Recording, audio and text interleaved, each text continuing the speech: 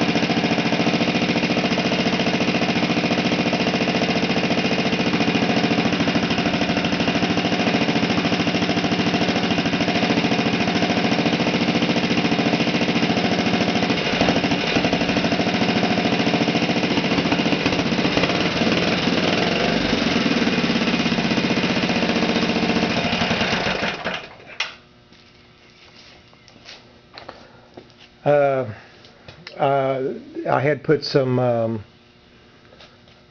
little bit of mixed fuel in the fuel tank initially. I think on a motor that's sat for an extended period of time, an old engine like this. I usually put just a little bit of gas oil mix in it at first, and then some regular fuel, some regular gasoline. As you could tell, it was smoking a little bit. I'm thinking it was probably mostly from that initial fuel mix I put in there. But not a bad running little engine. So there we go.